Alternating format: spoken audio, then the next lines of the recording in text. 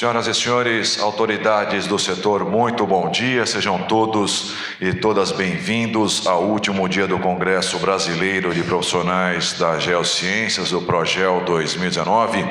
Este evento é uma realização da Federação Brasileira de Geólogos, a FEBRAGEL.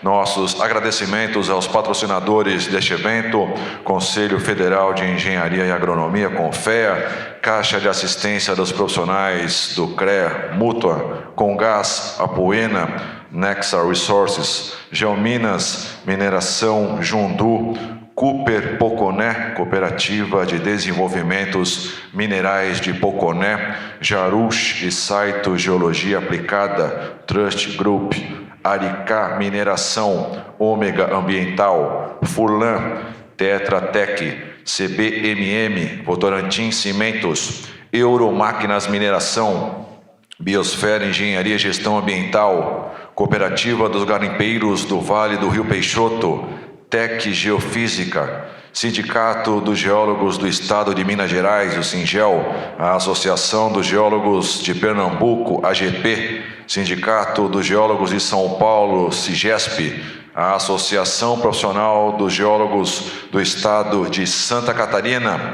Também agradecer o apoio institucionalmente, Instituto de Geociências de Ciências Exatas, Unesp, Rio Claro, Instituto de Geociências da USP, Instituto de Astronomia, Geofísica e Ciências Atmosféricas, IAG, USP, a Associação Brasileira de Geologia de Engenharia e Ambiental, a BGE, a Comissão Brasileira de Recursos e Reservas, CBRR, a Associação Brasileira da Indústria de Máquinas e Equipamentos, a ABMAC, a Associação Brasileira de Mulheres nas Geociências, a BMGEL, a Associação Capixaba de Geólogos, a CEGEL, a Associação Profissional dos Geólogos de Mato Grosso, a GEMAT, a Associação Profissional dos Geólogos do Paraná, a GEPAR, a Associação Profissional dos Geólogos do Piauí, a GEP, a Associação dos Geólogos do Rio Grande do Norte, a GERNI, a Associação Profissional dos Geólogos do Estado do Rio de Janeiro, a GEP-RJ, a Associação Profissional dos Geólogos do Ceará, a PGCE, a Associação Profissional dos Geólogos de Rondônia, a Progero, a Associação Profissional Sul-Brasileira de Geólogos, a PSG, a Associação dos Geólogos de Cuiabá, Geoclube, também a Associação Paulista de Geólogos, APG, e a Associação Profissional dos Geógrafos no Estado de São Paulo. Alguns avisos importantes: solicitamos a todos que deixem então seus celulares no modo silencioso enquanto permanecerem no auditório. Informamos também que o uso de crachá é obrigatório para a circulação no evento e acesso aos auditórios. Ressaltamos que não é permitido a entrada de alimentos e bebidas nos auditórios. Comunicamos também que o certificado, eles estarão disponíveis no site do evento a partir do dia 30 de maio. Bom, senhoras e senhores, daremos início às atividades desta manhã com a mesa redonda intitulada Empreendedorismo e Inovação nas Geociências. Convidamos para compor esta mesa o professor Dr. Fábio Augusto Gomes Vieira Reis, geólogo e engenheiro civil, presidente da FEBRAGEL e docente da Universidade Estadual Paulista, Unesp. Uma salva de palmas, por gentileza. Acompanhando o senhor Agostinho Tadashi Ogura, graduado em Geologia pela Universidade de São Paulo, ex-diretor do Centro Nacional de Monitoramento e Alertas de Desastres Naturais e diretor da Diretoria de Inovação e Negócios do Instituto de Pesquisas Tecnológicas do Estado de São Paulo. Convidamos também a doutora Silvia Sato, pesquisadora do Centro Nacional de Monitoramento e Alertas de Desastres Naturais, ligado ao Ministério de Ciência, Tecnologia, Inovação e Comunicações, graduada em Geografia pela Universidade Estadual de Maringá, mestre e doutora em Geografia pela Universidade Federal de Santa Catarina, docente e colaboradora do Programa de Pós-Graduação em Desastres Naturais da Universidade Federal de Santa Catarina. O engenheiro agrônomo Aldo Leopoldo Rosseto Filho, graduado em agronomia pela Universidade Estadual Paulista Júlio de Mesquita Filho, possui especialização e MBA em estratégia de marketing e negócios, professor do Centro de Ensino Superior de Tupi Paulista e professor da Faculdade de Ciências Gerenciais de Dracena, consultor na ambiental e projetos de agrobusiness, atualmente é diretor administrativo da Mútua São Paulo.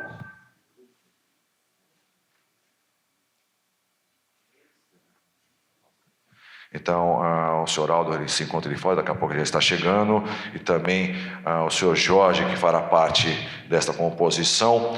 Vou apresentá-lo, daqui a pouco também estará chegando o senhor Jorge Alfredo Logitano, diretor da G-Drones, geógrafo e mestre em geoprocessamento pela USP, estuda e desenvolve aplicações de drones em mapeamentos. Então, vou pedir uma salva de palmas ao senhor Aldo, já intitulado. Muito obrigado pela presença. Daqui a pouco, então, o senhor Jorge fará parte também desta composição. Por favor, bem-vindo. Podem tomar os seus assentos. Informamos que nesta atividade cada convidado terá 15 minutos para a explanação e, ao final das exposições, abriremos, então, para o debate. Só uma divulgação do primeiro encontro paulista de estudantes de primeiro ano dos cursos de Geologia da Unesp, USP e Unicamp. Será agora no dia 25/5, no IGCE da Unesp. E também os 50 anos do curso de Geologia do IGCE Unesp Rio Claro, que será agora no dia 31/5, comemoração também do Dia do Geólogo. Senhoras e senhores, com a palavra o senhor Agostinho Tadashi Ogura para proferir a palestra Novas Tecnologias Aplicadas ao Monitoramento de Desastres Naturais e Tecnológicos.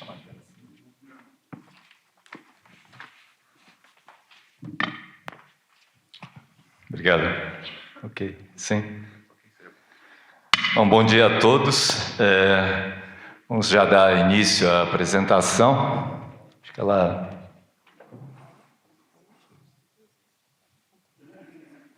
Ok. A ideia da apresentação é, de uma forma muito breve, passar uma ideia de como é que a gente está entendendo esse contexto de transição, né? Há alguns modelos já existentes, já aplicados em alguns países, e vamos ver, de uma forma muito rápida, algumas tendências sob o ponto de vista de uso de instrumentos, de obtenção de dados, a lógica de tratamento, como é que a gente vai estar estruturando a nossa visão de uso de novas ferramentas para todas as possíveis aplicações em geociências e em outras áreas também. O tema é muito vasto, né? Então, essa mesa redonda específica, ele abrange assuntos, temas de empreendedorismo, inovação, a questão de carreiras profissionais. E aí eu fiquei pensando, como é que eu vou apresentar isso nesse contexto atual, né? E aí eu vou tentar trazer uma visão mais geral para chegar no específico, ok? Então, nesse aspecto, considerando toda a abrangência temática e considerando o que importa fazer, né? Por que a gente escolhe uma carreira? Por que a gente atua profissionalmente? E hoje está ganhando muita força essa questão do propósito. Tem que haver um propósito nas coisas que a gente faz, certo? Um propósito de vida, um propósito de atuação, um propósito de estar alinhado em metas, em propósito de estar alinhado com com as missões da sua instituição onde você trabalha, as missões do seu país, certo? e as suas convicções pessoais. Então, o melhor casamento é o casamento entre propósito de vida pessoal com propósito da profissão que você escolheu, certo?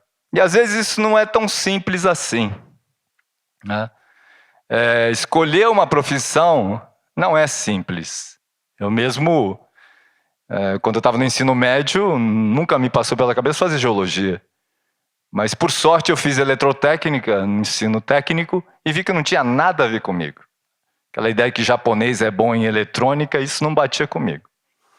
Aí, felizmente, eu olhei em todas as disciplinas da FUVEST e o que estava mais distante da área de exatas é a geologia. Eu fui por esse caminho, quer dizer, não foi por uma escolha, não, sempre quis ser geólogo, não é assim que boa parte das pessoas entra numa determinada profissão. Mas então essa questão para mim do propósito, ela é muito importante, porque muitos pontos hoje estão sendo levados, a própria revista Exame da edição do mês anterior, ela trata na capa sobre essa questão do propósito. Eu acho que quem tiver interesse em abordar isso é muito interessante, muito interessante. E na própria matéria ele fala que o propósito de muitas empresas não é mais o lucro, certo? Lógico, o lucro está embutido em toda quanto é atividade empreendedora, mas está amarrado com um eixo maior de sustentabilidade, amarrado com a Agenda 2030, por exemplo, certo? E aí eu queria apresentar para vocês também uma ideia de propósito sob o ponto de vista que eu acho essencial para o momento que a gente está passando no país, de propósito de nação. Para onde o Brasil quer ir, certo? Aí eu coloco para vocês essa corrente que está tendo no Japão da sociedade 5.0, certo? Da passagem da sociedade 4.0 para a sociedade 5.0. Tá os links todos aqui. Aqueles que gostarem de ver como é que um país está se estruturando, com planejamento plurianual, muito consistente, entendendo as suas fraquezas e considerando as suas fortalezas, o modelo japonês, ele é, digamos, de referência para os outros países, nesse contexto da realidade deles, certo?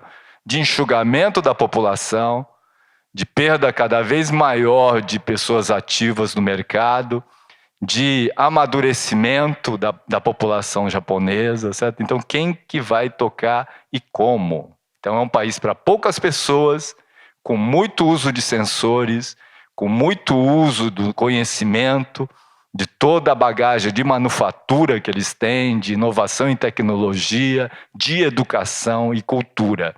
Mas a base de tudo é cultura.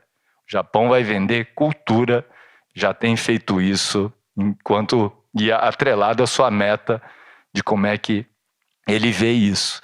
E o final de tudo, na verdade, certo? É uma visão de qualidade de vida. Esse é o mote, esse é o propósito de por que o Japão escolheu essa linha de atuação. É qualidade de vida. É essa a principal questão. Especificamente o IPT, certo? O eixo central nosso, o propósito da existência do IPT, a gente tenta se adequar em termos da nossa atuação específica dentro dessa visão de promover a qualidade de vida, certo?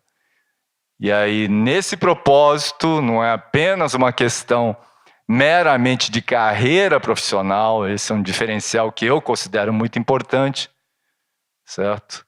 Está mudando isso, infelizmente, mas a gente assume esse papel de tentar trazer ideias, soluções, estudos que levem a cidades mais saudáveis, sustentáveis e resilientes, atrelado ao eixo maior global de desenvolvimento sustentável e fortemente linkado com a questão das cidades, com a questão do urbano, certo? Que é onde a gente atua há muito tempo e faz parte do DNA do IPT, certo?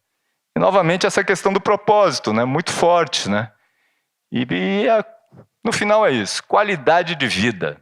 Qualidade de vida, certo? Então, eles não estão naquela discussãozinha, não. Previdência privada não é pequeno e superficial e ralo desse jeito. Não pode ser assim. Tem que ter um plano maior para o país.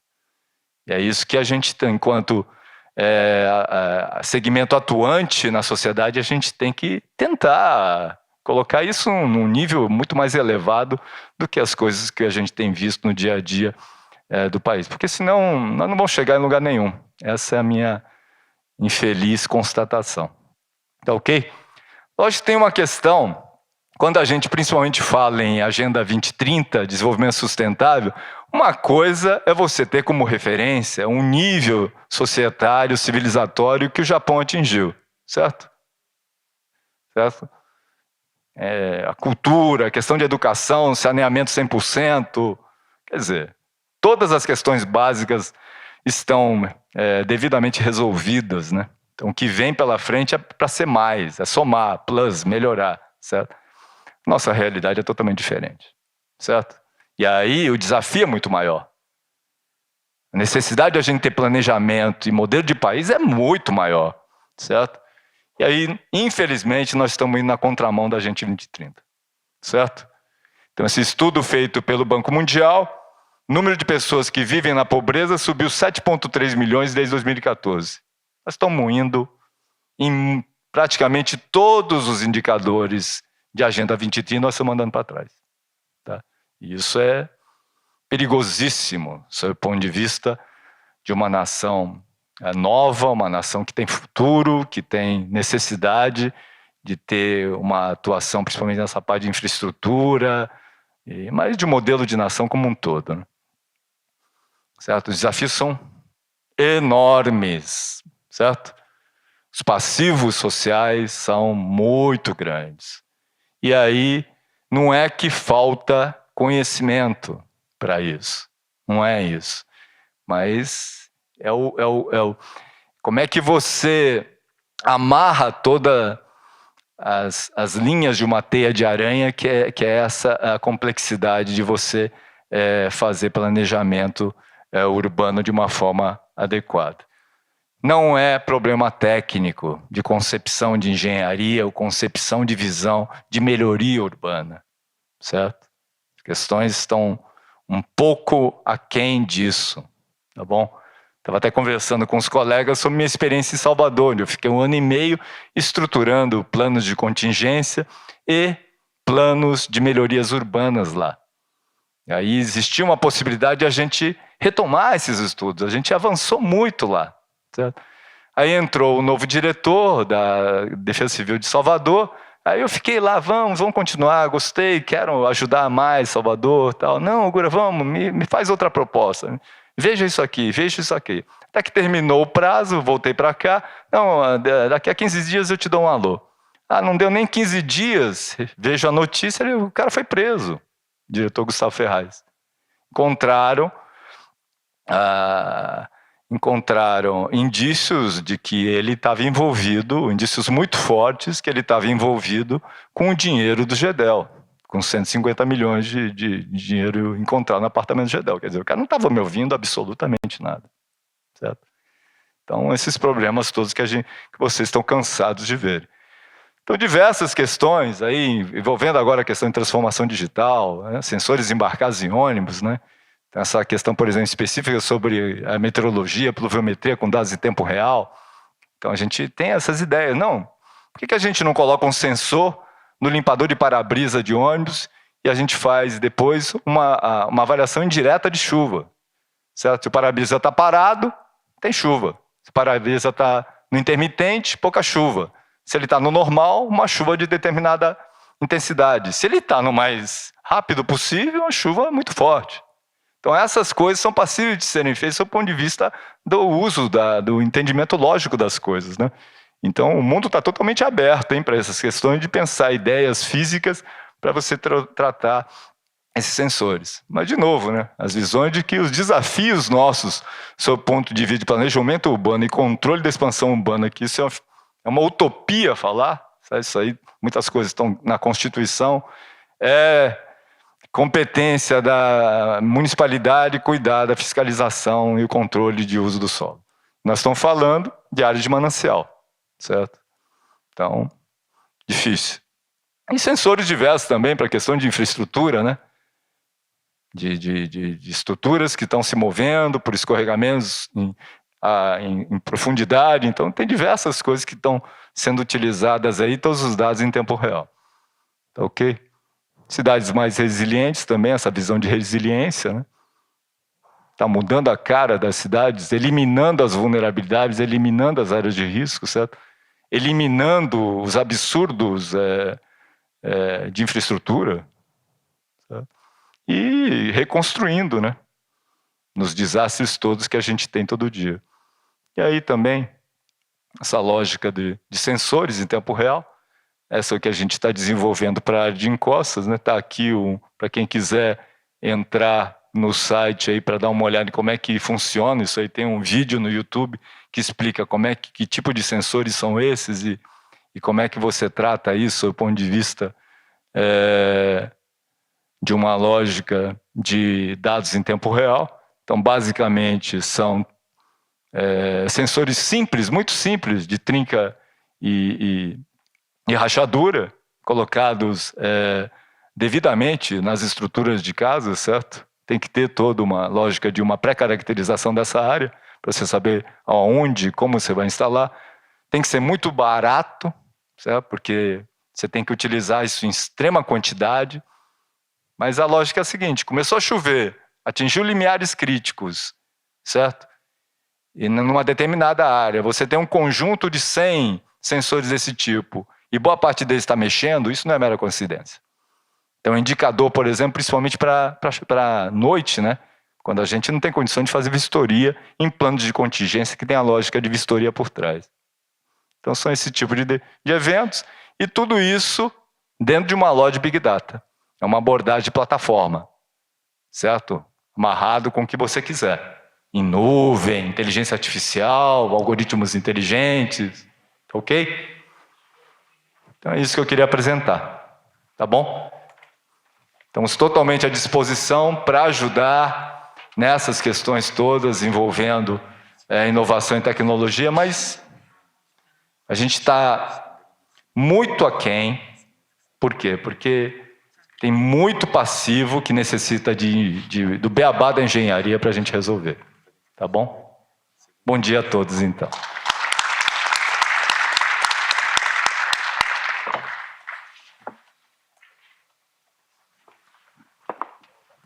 Muito obrigado, senhor Ogura. Quero convidar ao palco, já apresentado, o senhor Jorge Loguitano, diretor da G-Drones, por gentileza, uma salva de palmas.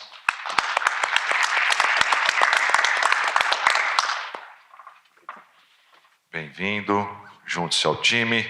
Convidamos agora, então, para a sua explanação, a doutora Silvia Saito, para proferir a palestra O papel da inovação na redução de risco de desastres, aplicações em sistemas de monitoramento e alertas.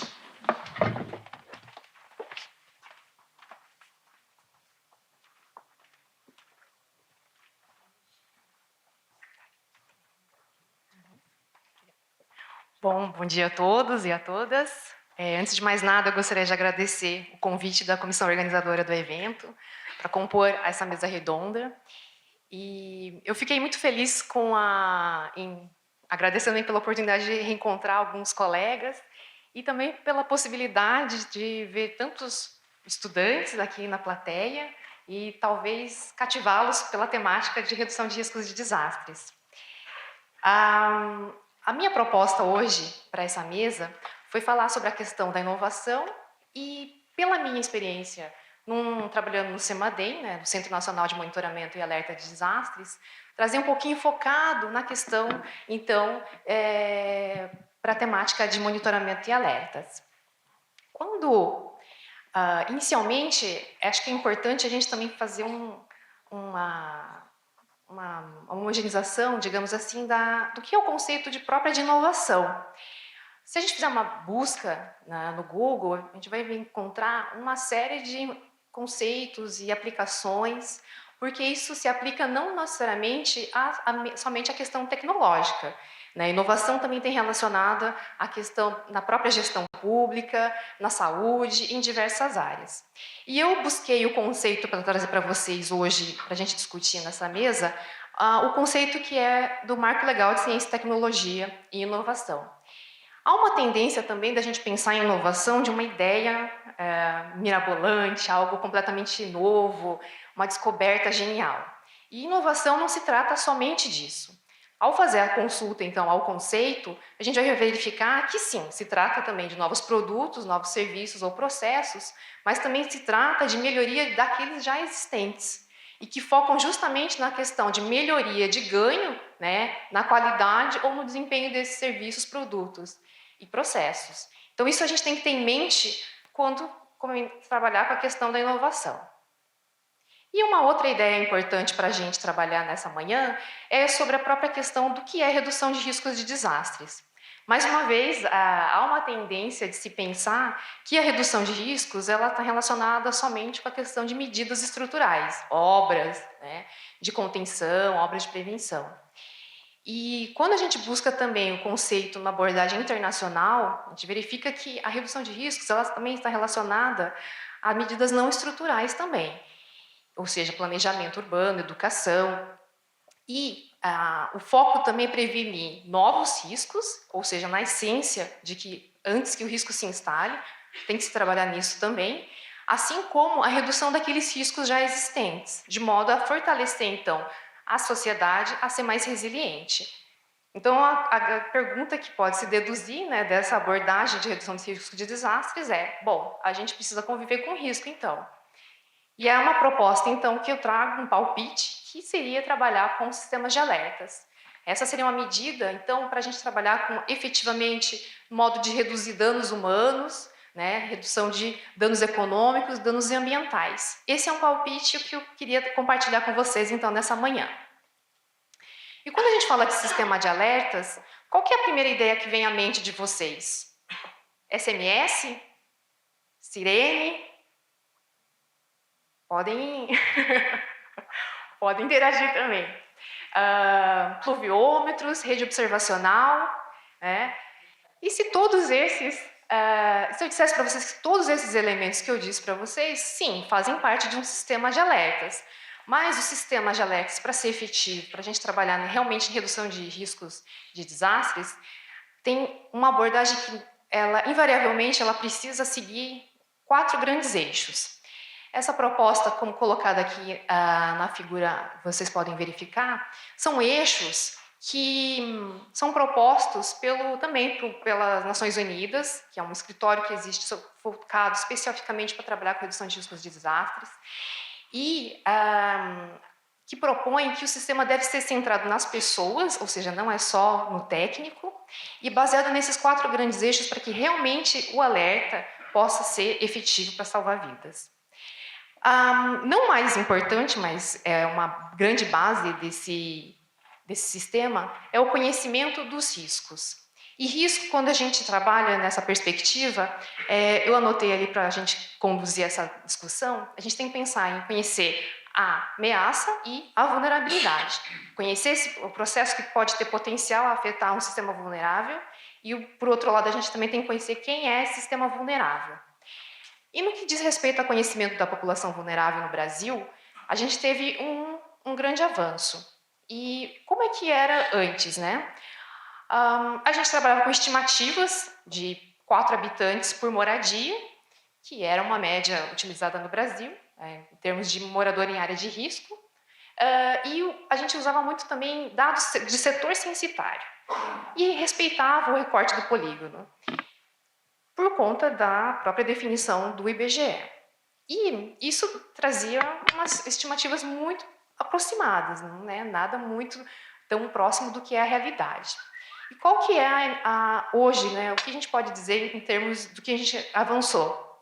Hoje, a gente consegue ter, através de um acordo de cooperação técnica que o CEMADEM realizou juntamente com o IBGE, nós tivemos acesso há um tipo de informação, um tipo de dado que é mais refinado que o setor censitário, que é o dado de face de quadra. E a partir desse acordo de cooperação técnica é que foi possível produzir uma nova base territorial, chamada BATER, em que foram referenciadas para 825 municípios do Brasil, que são afetados por deslizamentos e inundações. Essa nova base permitiu que a gente conhecesse, que tivesse uma estimativa mais aproximada do perfil da população que mora em áreas de riscos, e foi possível, por exemplo, ter números surpreendentes como aquele que a gente verifica aqui na região Nordeste. A gente tem quase 11% da população do total, né, quase 11% da população moradora exposta ao risco de desastres. Então, isso é um tipo de informação que pode subsidiar políticas públicas no intuito de prevenir os riscos de desastres e reduzir, então, a redução de pessoas afetadas. Eu deixei o link na apresentação também. Esses dados todos estão disponíveis no site do IBGE, assim como uma plataforma que é chamada como Mapa Interativo. Vocês também podem acessar os dados. O relatório também está disponível. Então, a ideia é que esses dados sejam difundidos o quanto possível. E, em se tratando de monitoramento e alertas, a necessidade de se ter essa avaliação, né, ininterrupta dessas condições deflagradoras de desastres. Eu escolhi alguns pontos para a gente conversar hoje. No que diz respeito à articulação, eu trouxe um exemplo da experiência do CEMADEM. Quando a gente pensa em sistema de monitoramento, para que seja efetivo, a gente está trabalhando uma perspectiva que exige uma ação conjunta, não só de dados de instituições de monitoramento, mas se vocês verificarem nessa figura, a gente consegue verificar uma série de atores envolvidos na educação, como universidades. A gente pode verificar a telefonia celular, né, operadoras de telefonia celular, em nível federal, estadual, municipal e até internacional. Então, só um exemplo para mostrar como a gente tem que trabalhar de forma integrada nessa perspectiva de articulação institucional. Um outro exemplo que eu trago hoje quando a gente pensava há alguns anos a disponibilidade de dados de precipitação, dados ambientais de modo geral, era bastante restrito. A gente fazia um pedido para a instituição que levava alguns meses, que nos enviava uns CDs, umas planilhas, e isso demorava meses. Hoje, a gente tem uma maior disponibilidade de dados ambientais, quase em tempo real. Esses são exemplos que eu trouxe do mapa interativo, que é do CEMADEM, que são disponibilizados uma série de dados. E isso permite o quê? Uma maior autonomia da capacidade local de enfrentamento. Então, a nossa perspectiva é de que defesa civil, técnico municipal, possa acessar esses dados e ele ter autonomia para conhecer melhor o risco e realmente realizar ações de monitoramento e evacuação, se necessário. Se esses dados ambientais estão sendo úteis, estão virando informação e conhecimento, já é tema para uma outra palestra. Mas a questão é, hoje, como é disponível e a importância desses dados estarem disponíveis e acesso público. E quando a gente fala também nessa questão de monitoramento, uma experiência também do CEMADEM que a gente verificou é a necessidade de trabalhar numa equipe multidisciplinar. Profissionais das geociências, da geodinâmica, da meteorologia, hidrologia, são profissionais necessários para se possa conhecer, porque a temática de desastres, ela é uma ciência que exige esse conhecimento de diversos profissionais. Isso se mostrou uma necessidade realmente a partir dessa experiência no CEMADEM. E uma outra, um dos grandes eixos também do sistema de monitoramento e alerta é a comunicação. Para que se todo o funcionamento, né, a gente conhece o risco, a gente realiza o monitoramento 24 horas, é feito o alerta, mas a preocupação é que esse alerta ele possa ser entendido de fato pelos aqueles usuários. Então, a comunicação de risco ela exige essa preocupação. Quando a gente olha na questão da divulgação no passado, talvez quem tenha menos de 30 anos aqui não vai se lembrar desse personagem bastante caricato, que era o Feliz.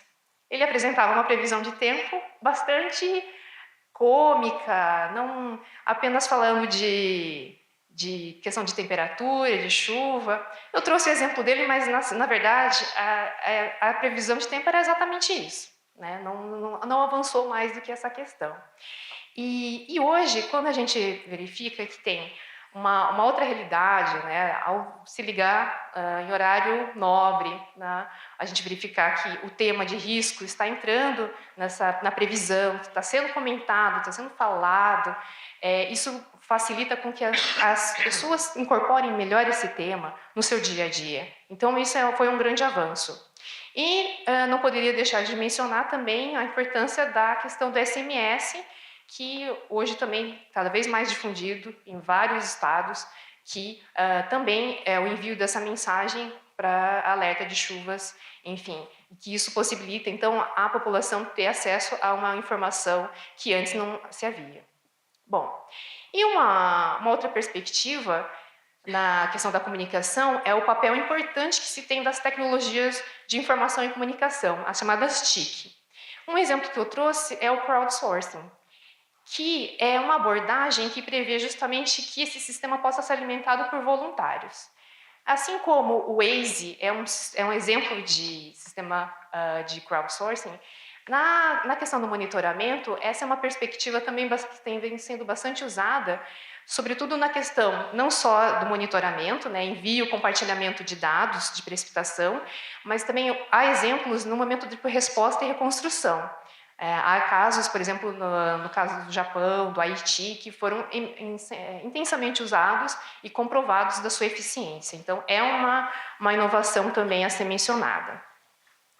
E um quarto eixo que é necessário nesse sistema de alertas é a questão da preparação. A preparação, são todas essas atividades que prevêem serem realizadas para que se possa ter uma resposta efetiva quando da ocorrência de um desastre. O exemplo que eu trouxe, vocês podem falar, puxa Silvia, mas a inovação é essa, é uma tabela colorida no plano de contingência. Bom, essa tabela colorida foi um exercício que foi muito válido e que foi um exemplo que foi possível desenvolver junto ao projeto GIDS, que foi um projeto de cooperação do governo brasileiro e do governo japonês, em que foram desenvolvidas essa associação de nível de alerta do CEMADEM, né, no âmbito desse projeto, com as ações de contingência no nível estadual e municipal. E esse foi um grande avanço porque permitiu que tivesse esse diálogo interinstitucional, e esse foi um avanço significativo. Não há como deixar de reconhecer também uma outra iniciativa no próprio estado de São Paulo, que é o PPDC, né, o Plano Preventivo de Defesa Civil, que também também trabalha nessa mesma abordagem. Mas eu trouxe esse exemplo porque, a partir dessa experiência, foram produzidos manuais e uma perspectiva de que isso possa tornar efetivo e ser divulgado, amplamente trabalhado na questão do sistema de monitoramento. Bom, também na fase da preparação, como eu havia mencionado antes, é muito importante a gente ter em mente que a medida não estrutural, que eu citei a educação, ela é fundamental para que se possa trabalhar em redução de riscos de desastres. E a educação, ela se faz um papel imprescindível. E a gente está falando também de educação no nível formal, ou seja, aquele na escola, mas também a gente está falando de educação não formal, que é uma outra, que trabalham de forma aliadas para que se possa efetivamente trabalhar na perspectiva de redução de riscos.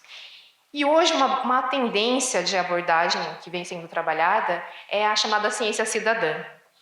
E qual que é o foco dessa abordagem? É trabalhar com que cada um de nós e a sociedade, de modo geral, possa contribuir para esse melhor conhecimento dos riscos de desastres. Então, é uma participação da sociedade. Qual que é a perspectiva? De que qualquer um de nós pode ser um pesquisador e pode colaborar, seja na coleta, na análise e na própria disseminação das informações. E essa abordagem tem se mostrado também bastante eficiente, e há uma série de trabalhos que também já comprovaram essa eficiência dessa abordagem de ciência cidadã. Bom, deixo aqui o meu contato e também fico à disposição para conversarmos logo mais depois. Obrigada.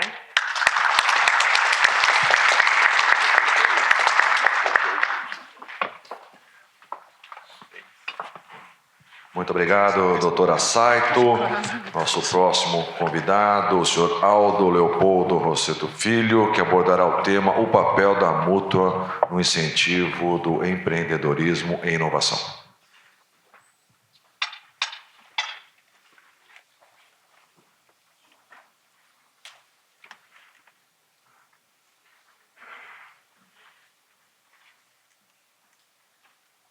Bom dia a todos. Eu queria agradecer o convite ao Fábio, os organizadores do evento, Febragel. Lembrando que a Mútua, ela é participante, ela é colaboradora, estamos juntos, somos parceiros desse evento da Febragel. E queremos ser parceiros em outros eventos que os geólogos realizem ao redor desse nosso Brasilzão. A Mútua, para quem não conhece, pertence ao sistema Confea-CREA, onde os geólogos estão incluídos, né?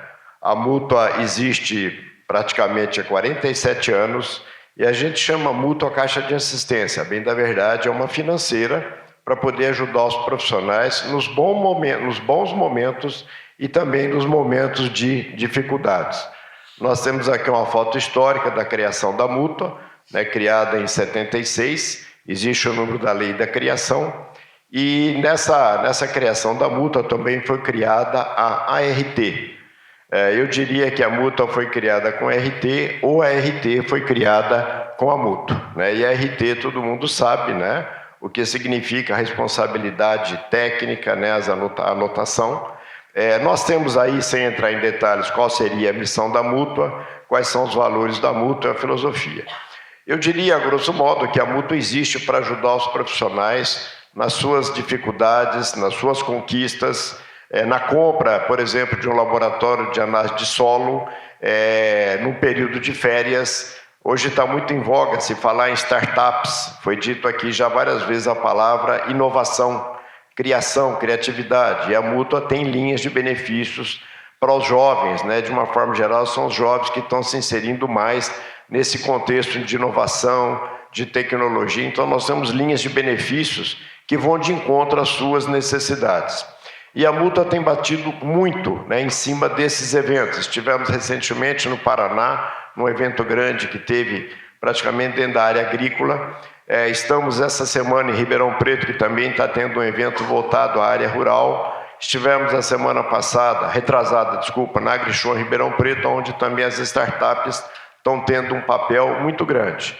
E eu diria, né, que nós temos profissionais da nossa área, do nosso conselho, geólogos, engenheiros, agrônomos, como também temos profissionais de outras áreas, né? Mas sempre que tiver um profissional da área registrado no Confea-CREA, pode pegar o benefício da Mútua. A origem da RT, todo mundo sabe que do 100%, né? Um tanto vai aos CREAs regionais, outro tanto fica na Mútua federal e vem um tanto para a Mútua estadual e o restante no Confea. A Mútua estadual, que existe nos 27 estados, fica com praticamente 16%.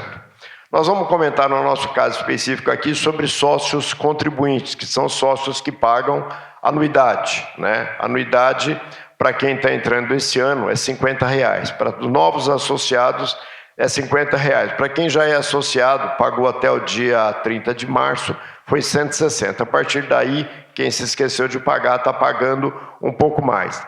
Lembrando que as pessoas que têm plano de saúde administrado pela Qualicorp, a Qualicorp se compromete e paga a anuidade, né, para quem quiser ficar sócio da Mútua. Uma coisa bastante interessante. A Mútua, existe uma regrinha do jogo que a gente bate pesado, infelizmente não consegue mudar porque está na lei, né? Você se filia à Mútua e você aguarda 12 meses para poder usufruir da linha de financiamento dos benefícios. 12 meses passa muito rápido. Nós estamos tendo aqui um evento do Febragel, daqui a 2 meses tem um outro evento e vocês não montaram no cavalo que está passando arriado, né? Então passa muito rápido os 12 meses. Mas quem se filia tem direito ao clube de vantagem, né? Quem é hoje sócio da Mútua talvez não tenha conhecimento, mas na Droga Raia compra com desconto, passagens da Latam, na Chevrolet, na Toyota, na Mitsubishi, na CLV Turismo, né? Existe uma linha de descontos bastante grande. Nós temos aqui fora um stand, né, que eu gostaria de pedir que no intervalo vocês chegassem lá. Nós temos alguns brindes para serem ofertados e nós temos lá também um pessoal do Clube de Vantagens, que pode orientar onde quem é associado da mútua pode pegar esse tipo de benefícios, né? Eu estou sem óculos, estou tendo dificuldade de ler as coisas lá, vou ter que me virar aqui, vocês me desculpem, né? Os benefícios reembolsáveis são para os associados e para os filhos de associados dependentes, né? Quem está na universidade até 23, 24 anos, ou então o pessoal que é menor de idade, né? Estou dizendo que os benefícios podem ser pegos após 1 ano de carência, né? E como é que a gente estipula as taxas de juros? São muito baratas. 0,30% ao mês para 12 meses, 0,35% para 24 e 0,40% para benefícios com 36 meses. Alguns benefícios têm algum período de carência maior. Nós temos uma linha de benefício que o juro é um pouco mais alto, né? É uma linha de benefício que é utilizada de uma forma geral pelos profissionais que estão passando algum momento, às vezes, de dificuldade, ou não querem dizer aonde vão gastar esse dinheiro, né? Então, começa com 0,60% e vai até 0,80%. De uma forma geral, os profissionais pegam esse dinheiro para liquidar cheque especial, cartão de crédito, para alguma eventualidade daquele momento, né? E é bastante interessante, porque a gente libera o benefício, né? Você pode falar, pô, mas 0,80% é 0,80%, né? E você sai de um juro, às vezes, de cheque especial de 15% a 16%, né? Ou às vezes está excedendo o limite de crédito, que a gente sabe que é muito maior que isso aí. O limite de crédito, como é que a gente libera os benefícios? 30% da renda bruta familiar, né? Então, para mais ou menos já deixar bastante claro, os nossos benefícios, eles vão de 40 salários mínimos a 80 salários mínimos. A grosso modo de 40 até 80 mil reais, dependendo da sua renda familiar. Para você pegar alguma coisa próxima de 40 mil reais, uma renda bruta familiar de 5 a 5.500 reais, e para você pegar o teto, que são os 80 salários mínimos, de 10 a 12 mil reais, é a renda bruta que a gente utiliza para o benefício. Nós temos profissionais, é uma coisa muito curiosa, né? Às vezes nós temos profissionais que têm empresas pequenas, ME, e a gente sabe, né, que tem lá um Prolabore, e isso todo mundo faz, de 500 reais. E aí ele não consegue pegar o benefício. Então, às vezes ele tem uma esposa bem postada, tem um salário legal, né, e ele acaba utilizando a renda familiar. Então, acaba levando a esposa junto com ele para assumir um compromisso aí, né?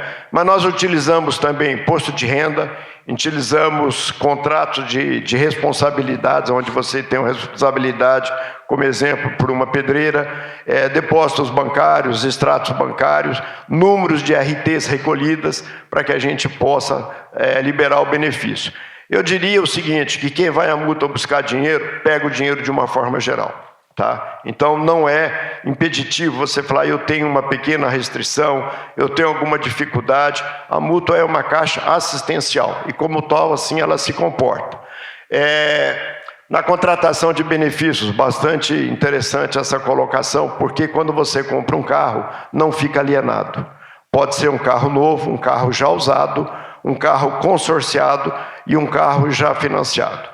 O pessoal que tem registro no sistema Confea-CREA é um pessoal muito firme, né? Nós praticamente não temos inadimplência, uma coisa muito interessante de ser citado. A inadimplência da Caixa São Paulo não supera 3%, sobre um valor já liberado aí nos últimos praticamente 20 anos, né, de mais de 120 milhões de reais. Então, o profissional é bastante sério, né, nos seus compromissos. Aqui tem um exemplo de taxas de juros, né, porque é o juro mais a variação do INPC. No mês de abril, né, nós tivemos um INPC que está decrescente, apesar de ser alto, 0,60%. Né? Nos últimos 12 meses deu 5%, né, mas é decrescente essa taxa aí do INPC. E na liberação do benefício, né, eu digo que o dinheiro da mútua ele é virtual. Esse dinheiro a gente aperta lá a senha, o token e tal, e o dinheiro vai direto para a conta do beneficiário, né, do mutualista. Eu nunca vi um centavo da mútua até hoje. Aqui tem um exemplo dos benefícios, pode ser pego agropecuário, construa já, educação para você fazer aí uma especialização empreendedorismo, que eu acho que se encaixa no que foi dito aqui pelos palestrantes que me antecederam, né? Também a parte de inovação, que também se encaixa, que eu estava falando do pessoal que está inovando, que está nas startups, a propriedade intelectual, para você registrar uma patente, nós também temos essa linha de benefício. O ajuda mútua, né? É o pessoal, às vezes, esse é um benefício bem específico, o pessoal que perde emprego, né? E isso hoje em dia está muito comum. O pessoal apresenta o último lerite, a carteira, a gente faz a análise da última renda que ele teve e libera até 5 salários mínimos por um período de 6 meses, né? Isso é uma função muito legal, uma função bastante assistencial, bem social mesmo, né? Que serve para o pessoal. O apoio flex que eu comentei, que é a taxa de juros um pouco mais alta, né? Para poder ir de encontro aí a uma necessidade. Os outros dois praticamente não há necessidade de ser comentado, né? O próximo aqui é a família maior, que é a qualidade de vida. Às vezes, numa eventualidade, uma festa, um casamento de um filho, alguma coisa, pode ser utilizado uma linha de benefício específico, férias mais, ninguém é de ferro, né? Então, para poder tirar um período de férias, garante saúde, plano de saúde às vezes não cobre determinado procedimento, a mútua está aí presente para poder ajudar nesse caso específico. Tecnologia, energia renovável, para você comprar o seu solar voltaico. Nós temos uma linha de benefício que eu acho que excede até necessidade, vai até 80 salários mínimos. Evidentemente que alguns benefícios desses, né, quando você faz o pedido na Caixa de Assistência, você tem que apresentar o projeto, tem que apresentar a RT do profissional recolhida, né? O equipamento para você comprar um software, um computador, móveis para o seu escritório, né? Coisas que vão de encontro aí à nossa necessidade profissional. E os veículos, né? Que eu já comentei, pode ser novo, zero, usado. Lembrando que esses benefícios aí, de uma forma geral, se toda a papelada estiver ok, né? Isso tudo é obtido através do site da mútua. Existem os ícones lá em cima que relatam isso aí, a necessidade de cada benefício, que cada benefício pede, a gente consegue liberar em 8 dias úteis, ou seja, a gente recebe numa segunda-feira, na outra quarta-feira, o dinheiro já está dormindo na sua conta bancária, né? Só para a gente ter uma ideia aqui, sem entrar em detalhes, você pega 30 mil reais na mútua, em 36 parcelas você paga 34 mil reais. Você pega no agente financeiro 30 mil, você paga 40 mil reais. Lembrando que esses dados aqui são atualizados no dia 1º de maio desse ano, né? Você pega 30 mil para pagar em 24 vezes, paga 32.700 na mútua, e lá fora você paga praticamente 36.700. Então são diferenças bastante significativas, né? Aqui também, comparando mútua com conta salarial, você pega na mútua 10 mil em 36 parcelas, paga 12 mil, você pega lá fora 10 mil, paga 21 mil. E assim sucessivamente, o mesmo exemplo aqui embaixo, né? Vocês têm lá as taxas de juros que foram aplicadas, né? Quer dizer, lá no caso do empréstimo pessoal, que seria o dinheiro para uma eventualidade, eu estou usando uma taxa de 0,80% ao mês, que é o teto, né? Só para a gente poder fazer aí uma comparação, as taxas de juros que existem, né? Nós temos também uma aplicação, que é a Tecnoprev, que é garantida pela BB Previ, né? E é muito mais interessante aplicar na Tecnoprev do que no Banco do Brasil. Apesar da Tecnoprev ser administrada no Banco do Brasil, a mútua não visa lucro, então não existem taxas praticamente de administração, as cobranças são menores. Só mostrando aí que a Tecnoprev nos últimos 24 meses deu 25%, comparando com outros índices econômicos, né? Isso aí lembrando ali que em 2018 a Tecnoprev deu praticamente 10,5% líquido durante os 12 meses do ano. Parece que... aí. Benefícios sociais, né? Você se filia, você tem aí um seguro de vida, ou por morte natural, por morte acidental, né? Leva de graça aí, é desagradável, mas a gente ganha também um pijaminha de madeira aí, né? Para poder ficar lá no velório. E tem um auxílio pecuniário, né? O que você paga da sua anuidade, todo ano 50% é investido R$50 é investido na Tecnoprev. que numa eventualidade, né, você resgata isso aí, a família vai ter direito não só ao seguro, mas também ao pecúlio. E todas as vezes que você faz um benefício, é descontado do seu benefício 0,74%, que é um seguro que existe. Esse seguro, na eventualidade, paga as parcelas restantes do benefício e restitui à família as parcelas que já foram pagas, né? Isso aqui eu já comentei. Isso aqui praticamente é o portfólio da Mútua, a Qualicorp, que tem os planos de saúde, o clube de vantagem lá em cima, né, com os convênios que existem. E esse PIN aqui é um programa que a Mútua abraçou para pessoas que têm praticamente esclerose múltipla, pessoas que acabam adquirindo aí quase que uma imobilidade total do corpo, né? E a Mútua dá para os associados e dependentes um pequeno aparelho que é acoplado a um notebook, né? E faz uma leitura com os olhos, com voz, então a pessoa consegue se comunicar. É uma empresa de Pernambuco, de um engenheiro, que a Mútua patrocina esse tipo de benefício aos seus associados. Fazemos também convênios com entidades, com federações, livros, congressos, cartazes, né, todas as formas possíveis aí enumeradas. E a Mútua gostaria, né, que todos os profissionais que são associados a ela, que tenham uma vida tranquila, uma família bonita, né, uma casa bonita, um carro bonito também, uma namorada bonita, uma esposa bonita, né?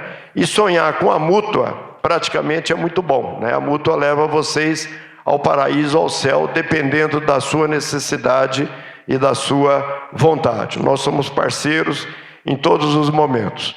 Eu queria agradecer a atenção de vocês. Fica aqui o meu telefone, meu endereço, e eu estou à disposição de todos vocês. Muito obrigado.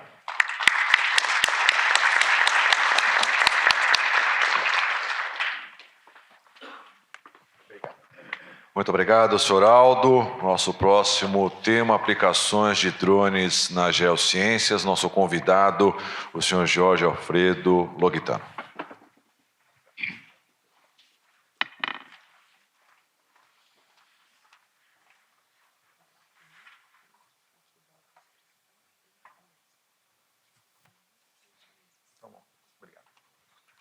Bom dia a todos.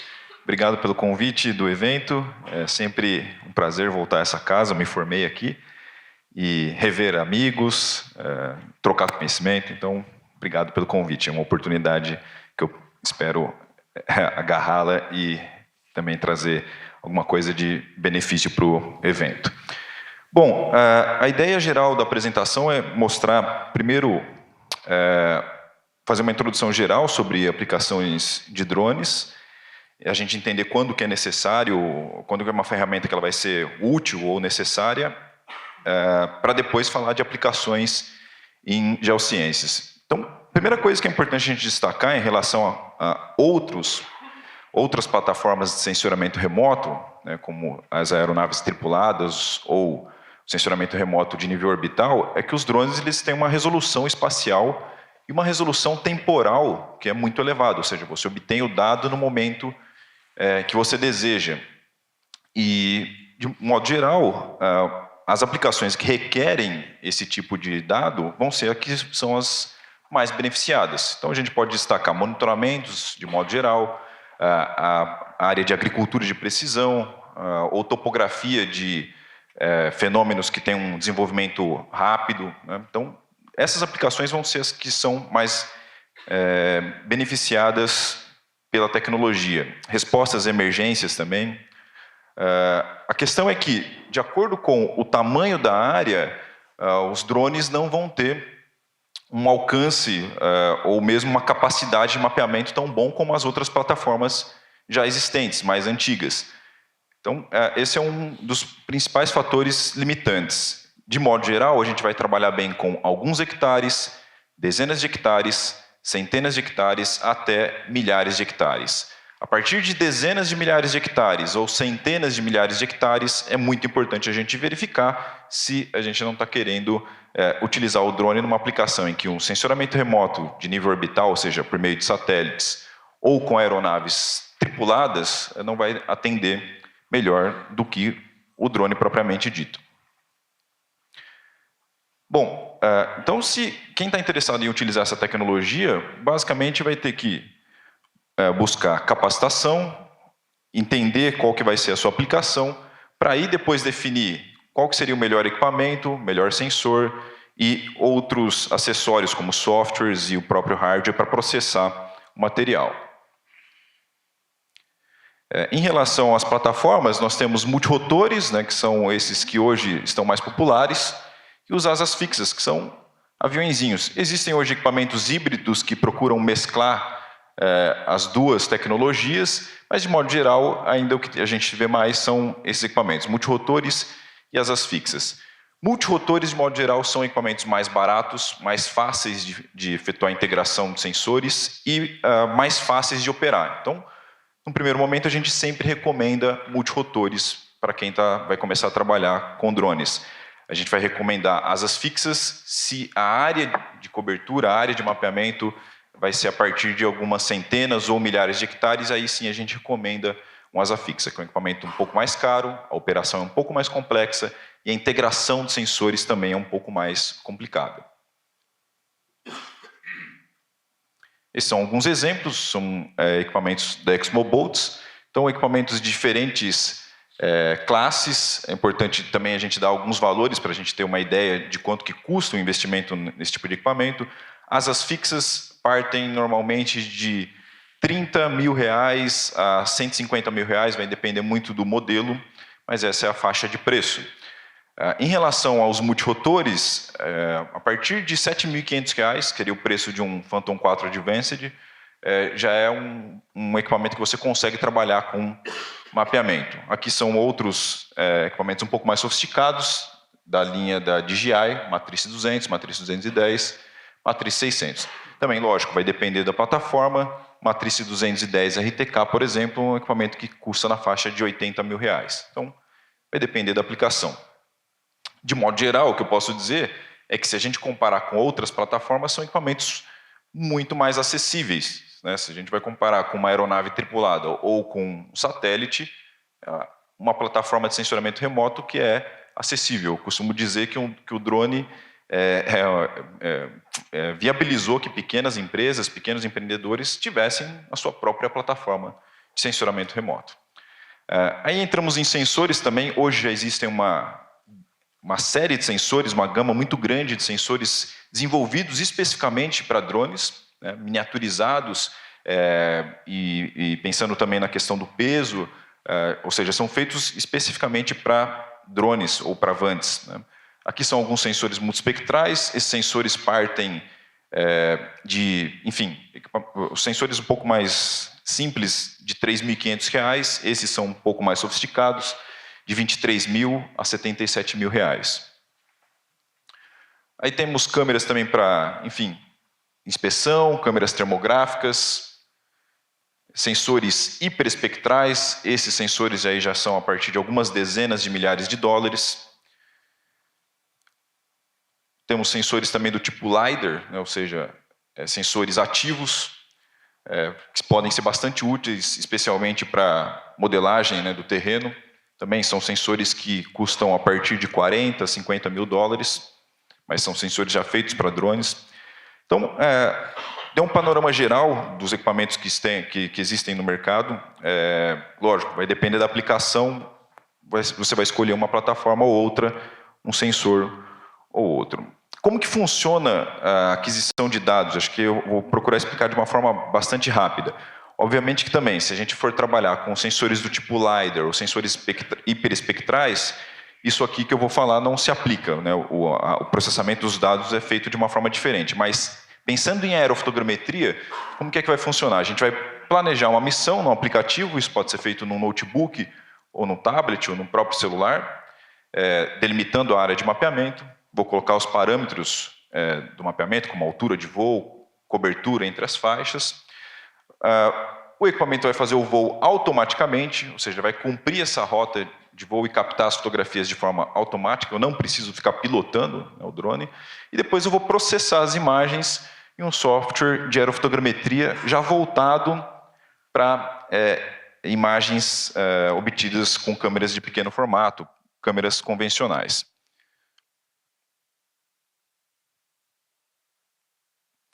Esse é um a tela de um software de planejamento de voo, ou seja, que essas linhas verdes aqui o software faz automaticamente, né, são as faixas de voo do drone. É como na aerofotogrametria convencional, embora a gente tenha algumas diferenças em relação à taxa de sobreposição que são necessárias para fazer esse tipo de voo. Então, por exemplo, o side lap tem que ser um pouco maior nesse tipo de voo com drone. A gente pode melhorar a acurácia do levantamento colocando pontos de apoio em campo também, como é feito na aerofotogrametria convencional. E isso é importante destacar também. Dependendo da aplicação, o drone não vai conseguir chegar num nível de acurácia que um levantamento terrestre chega. De modo geral, se a gente trabalhar com um drone que tem um GPS de navegação, que trabalha com código, a gente vai chegar em acurácias do nível de 5 a 15 metros, né? Ou seja, para planimetria 5 metros, altimetria 15 metros.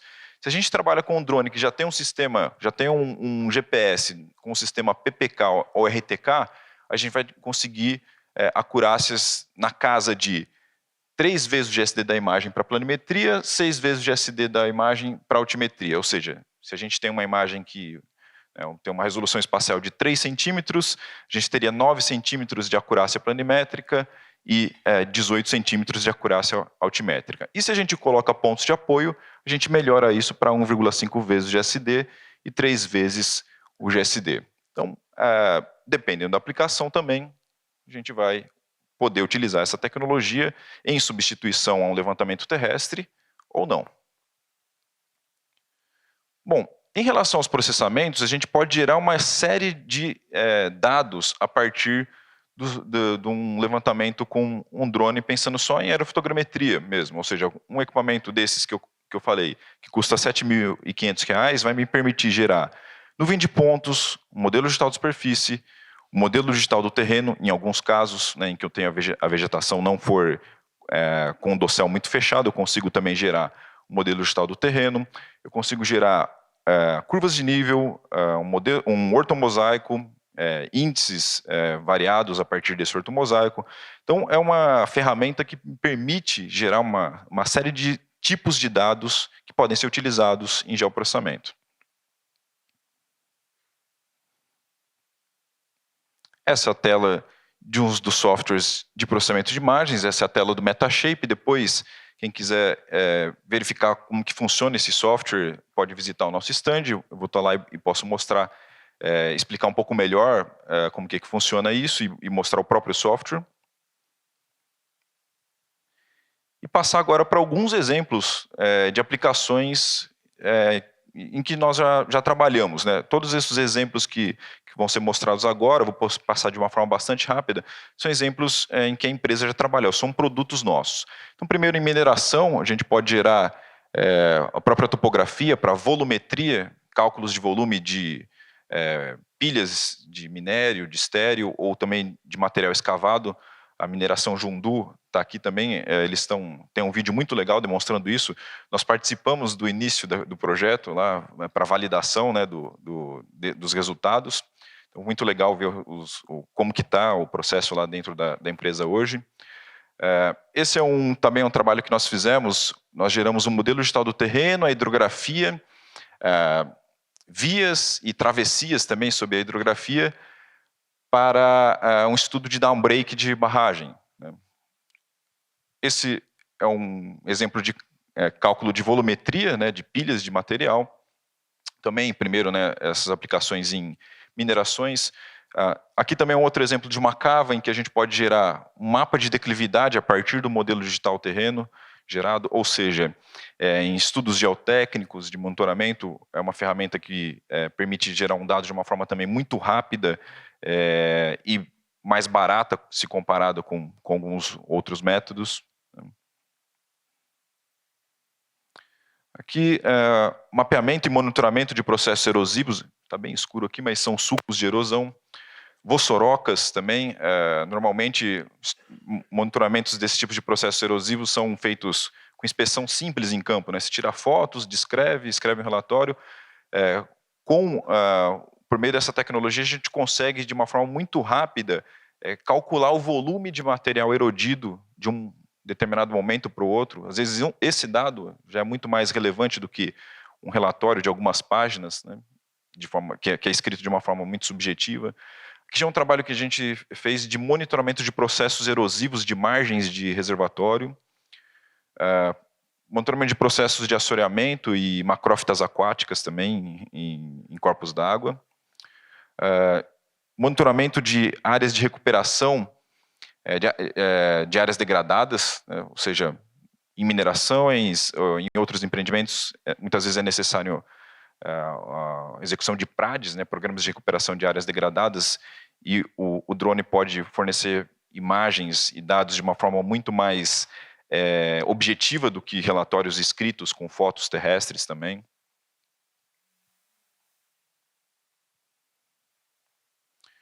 Aqui é um modelo de um talude, foi feito para um estudo da geologia daqui da USP, ou seja, com fotogrametria com drones a gente consegue modelar praticamente qualquer coisa, não somente superfície, a gente consegue a partir de fotos oblíquas modelar taludes ou escarpas, isso pode ser utilizado em estudos geológicos também. Esse é um exemplo de uma foto que foi utilizada para gerar esse modelo, ou seja, isso aqui é um modelo tridimensional do talude, não é uma foto.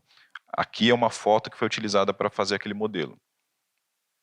Monitoramento de supressão de vegetação, também na parte de engenharia e utilities para detecção de áreas de ocupação irregular, seja em faixas de servidão, seja também de ferrovias ou linhas de transmissão, ou então de rodovias. Aqui também é a parte de as-built, no caso aqui de uma ferrovia. A parte de topografia, a geração de curvas de nível. Na área de agricultura também tem uma série de aplicações, porque a gente consegue detectar, a partir do uso de câmeras multiespectrais, doenças, deficiências e efetuar recomendações para aplicações de fertilizantes. Esse, por exemplo, é um produto que nós temos para a citricultura. Nós fazemos inventário e identificação de árvores doentes para a citricultura. Aqui, monitoramento de resíduos também, despejo de resíduos irregulares, ou seja, na área ambiental, monitoramentos ambientais. Em áreas urbanas, pode ser utilizada para cadastro e para mapeamento.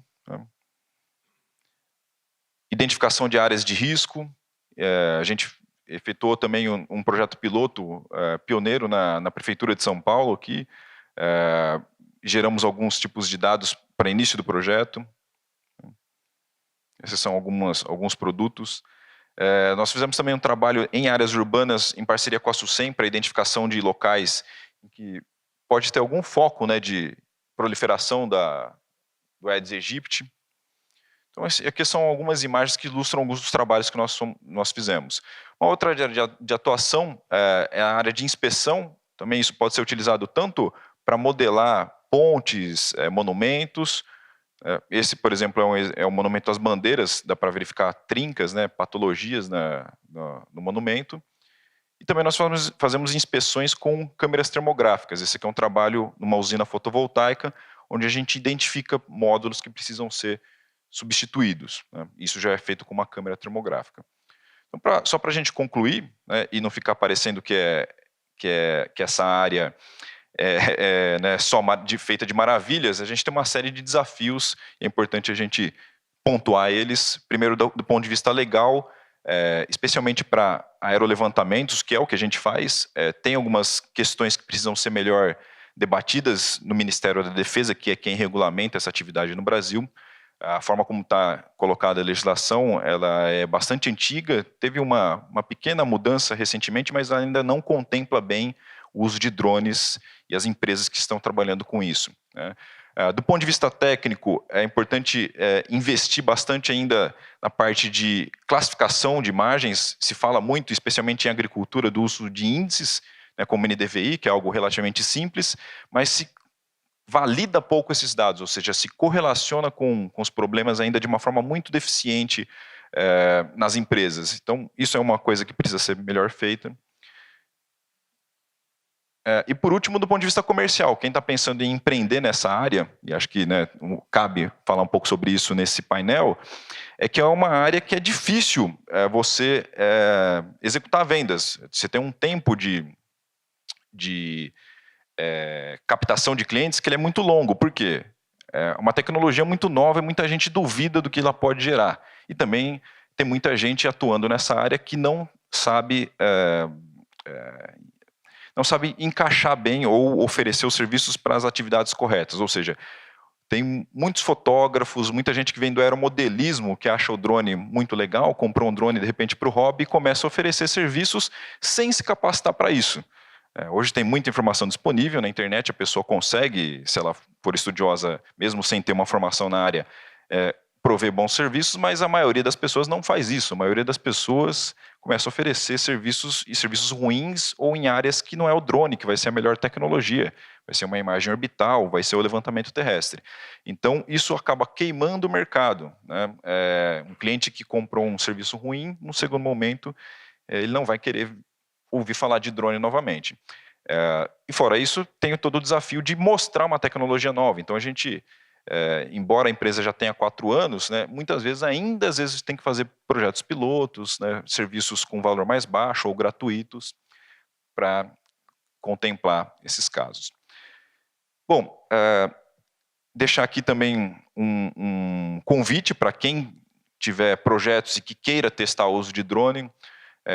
Se for, então, projetos ligados à universidade também, a gente tem uma série de parcerias e nós somos bastante abertos a essas parcerias com universidades, porque é uma forma de a gente aprender e desenvolver novos serviços, mas também é uma forma de a gente retribuir o investimento que foi feito na maioria dos técnicos da empresa, que são formados em universidades públicas, como é o meu caso.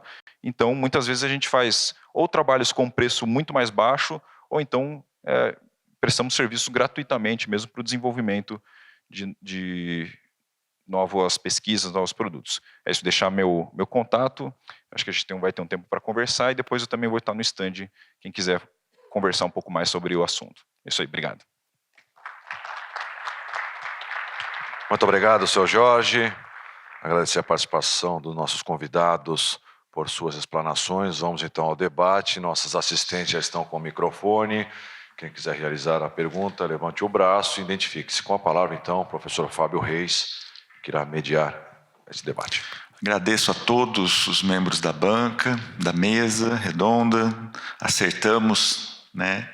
Eu acho que a ideia dessa mesa era trazer informações técnicas, inovações e também a questão dos recursos financeiros para isso, né?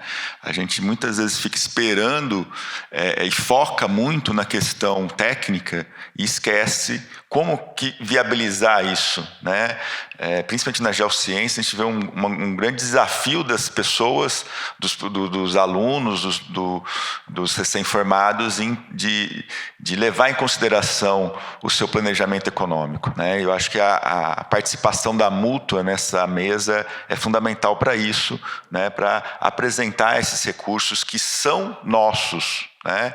Que a Mútua, ela faz parte, mas é uma instituição que faz parte do sistema Confea-CREA como um todo, e ele é mantido pelas RTs nossas, pelos serviços que nós realizamos, inclusive os diretores da Mútua, né, eles são eleitos por nós, né, com participação dos profissionais do sistema. Então, realmente para mostrar que tanto o CONF, o CREA e a Mútua fazem parte de todo o nosso arcabouço aí, né, e a gente precisa realmente participar, porque esse recurso que envolve, né, todo o recurso, não sei se vocês sabem, né, mas gira em torno de R$1 bilhão por ano dentro de todo o sistema Confea-CREA. Tá?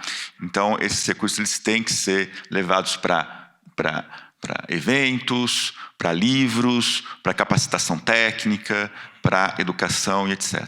Ok? Então, vou abrir a palavra. Mais uma vez, agradeço a todos pela excelente, né, palestra e vou abrir a palavra para a plateia. Bem, Cláudio Sculier. Eu gostaria só de Opa, com licença. Bem, eu assisti a fala, não assisti a primeira, desculpa, né? Depois espero ter informações sobre ela. Assisti a segunda, muito interessante. Eu acho que essa questão do risco é uma temática extremamente importante de se discutir, se aprofundar ela, inclusive nas geociências, não só em relação a barragens, como em relação a muitas outras questões. E eu me inscrevi em função da fala do engenheiro Aldo, né, da Mútua. Sou sócio da Mútua há muitos e muitos anos, tenho empréstimo, já tive e continuo tendo, e me alinho na propaganda que você fez, muito bem feita, na propaganda que fez em relação à Mútua. Eu acho que é extremamente positivo. Tomei nota, inclusive, aqui da questão do pecúlio, da questão do enterro, coisas que eu disse, opa, isso aqui eu tenho que passar para minha esposa que eu não sabia.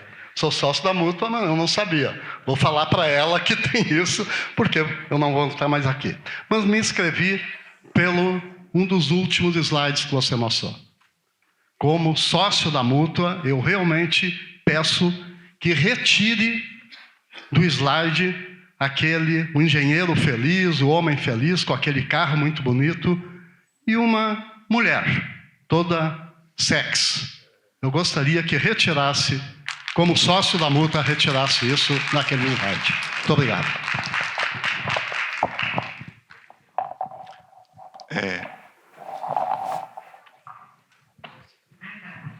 Roseli, do Irmão da USP. A minha pergunta é para a única mulher nessa mesa, que você citou a questão da comunicação, né? E uma das preocupações que a gente tem no Brasil, e é uma linha de pesquisa que eu estou adotando agora, que é a comunicação em geociências, que é completamente diferente da informação. A gente viu na Itália, num recente episódio de terremoto, de uma comunicação equivocada dos geofísicos que levou os 3 geofísicos para a cadeia por conta disso. Então, eu queria perguntar para você, na tua experiência profissional, porque é isso que eu estou pesquisando e me interessa, como se dá esse processo de comunicação com as nossas mídias, os nossos meios de comunicação? Porque nós, cientistas e profissionais e técnicos, sabemos que quando a gente fala alho, a imprensa sempre publica bugalho. Então, eu queria que você falasse um pouquinho dessa tua experiência para eu poder ter uma noção se as minhas pesquisas estão caminhando na direção certa. Roseli, estamos enfrentando, acho que a mesma dificuldade. A mídia, ela é uma aliada nossa, né, na comunicação de risco de desastres. E, por outro lado, a gente também tem sempre essa preocupação, porque, como você mesma disse, a gente tem uma preocupação de passar uma informação técnica, mas para um público que vai ser para ser digerida, para levar para um público que não é técnico. E essa preocupação se fundamenta porque eu não trouxe um exemplo de um alerta, mas o alerta do CEMADEM é composto de uma série de informações sobre precipitação, nível de rio, tem imagem de satélite, gráficos, e a gente sabe que esse tipo de informação está indo diretamente para um público técnico municipal de defesa civil que não tem essa formação para compreensão. E a gente teve essa preocupação, será que essa nossa comunicação está sendo efetiva? E a partir dessa pergunta, a gente conseguiu verificar que eles conseguiam entender e precisavam daquelas informações e queriam da nossa parte. O que a gente podia fazer para que eles pudessem melhorar e compreender essas informações técnicas. Isso é uma experiência do ponto de vista dos profissionais. E agora, com a comunicação, uma série de informações e dados são coletados diariamente lá no CEMADEM e abastecem assim, as nossas informações em relação aos alertas. E a gente tem verificado uma série de dificuldades, porque para a gente entender se o alerta foi efetivo, tempestivo, se chegou a tempo, essas informações de mídia são fundamentais. E a gente verifica que informações tão simples como endereço, local, horário, passam completamente despercebidos, né? Há uma preocupação também de tentar fazer uma aproximação desses profissionais da área de comunicação, porque a gente sabe também que eles têm um desafio imenso, da mesma maneira que eles têm que trabalhar com política, têm que trabalhar com a questão ambiental, têm que trabalhar com a questão social. Então, há uma diversidade de assuntos que eles têm que trabalhar. Há uma perspectiva da gente fazer alguma coisa nesse sentido, de formação, capacitação para esses profissionais. E acho que a gente tem que realmente juntar esforços, né? Eu sei que o CPTEC que é o Centro de Previsão de Tempo e Clima do INPE, já tem essa experiência de fazer cursos para os profissionais. E acho que o CEMADEM também está caminhando nessa mesma direção. Porque, da mesma maneira como eu falei, né, a gente trabalha, reúne informações, então, se os profissionais conseguirem também nos ajudar com esse tipo de informação, cada vez mais esse sistema vai sendo eficiente, efetivo, né? Obrigada. Bom dia a todas. Oi. Rosmari, do IPT. Eu queria fazer uma sugestão ao colega da Mútua no seguinte sentido. Eu achei muito interessante essa linha de financiamento da Mútua para o empreendedorismo, né? E todos nós sabemos hoje que pululam startups por todos os lugares e a proposição de startups na área de geociências é uma coisa muito importante.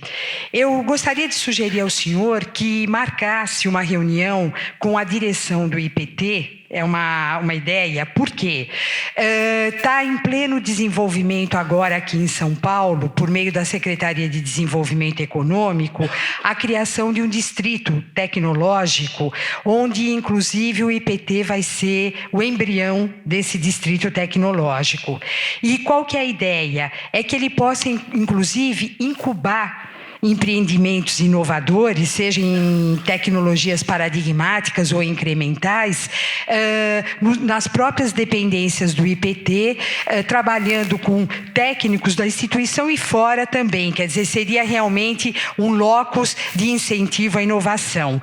E eu achei que essa ideia, essa vertente da Mútua é muito importante, porque possibilitaria que as nossas áreas de geociências apoiassem os nossos empreendedores a propor produtos, serviços, metodologias nessa área, contando, inclusive, com a participação dos institutos de pesquisa. Então, a minha sugestão é que, se houver interesse, que se marque uma reunião com o novo diretor-presidente do IPT, que tem essa visão muito clara, para, quem sabe, uma futura parceria da Mútua no sistema CREA-CONFIA com o IPT, dando essa oportunidade a todos os profissionais na área de geologia e geociências. Essa sugestão. Obrigada.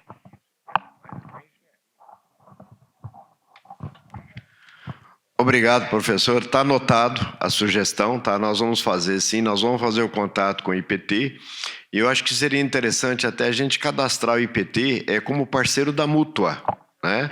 Eu acredito, viu, Agostinho, que não existe esse cadastro, essa parceria.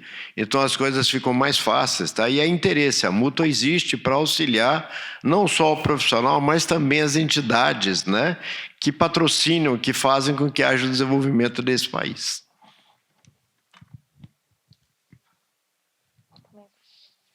Mancini. Bom dia, Fernando Mancini, da Universidade Federal do Paraná. Professora Silvia, nos últimos anos a gente tem tido uma desmontagem dos serviços geológicos estaduais pelos governos que estão ocorrendo, e alguns deles trabalhavam junto com a Defesa Civil na parte de riscos, né? Como é que anda a conversa do CEMADEM com os órgãos estaduais? Se restringe a Defesa Civil ou ainda existe esse contato com... Tipo, a Mineropar foi desmontada no Paraná e estava atuando nisso, né? Queria saber como é que está essa situação atual. Bom, eu como paranaense, quando fiquei sabendo do desmonte da Mineropar, fiquei arrasada. Mas, bom, isso é uma questão pessoal minha. Mas a questão da proximidade com os serviços estaduais de geologia tem sido amplamente necessário. Eu acabei acho que talvez foi uma falha minha não ter destacado esse ponto ali quando eu falei da articulação interinstitucional, né? A gente tem uma proximidade que está se fortalecendo muito com a DRM. Quer dizer, na verdade, assim, todos os mapeamentos que são usados hoje no monitoramento de 958 municípios do CEMADEM, eles provêm de boa parte do Serviço Geológico do Brasil, né, CPRM, quando foi feita aquela missão emergencial de setorização de riscos. E, paralelo a esse esforço, também o CEMADEM recebeu vários mapeamentos de outras instituições também, né, como o IG, o próprio IPT, DRM, muitos mapeamentos de Plano Municipal de Redução de Riscos. Então, essa proximidade vem muito nesse sentido, de questão da necessidade desses mapeamentos a serem inseridos na plataforma de monitoramento.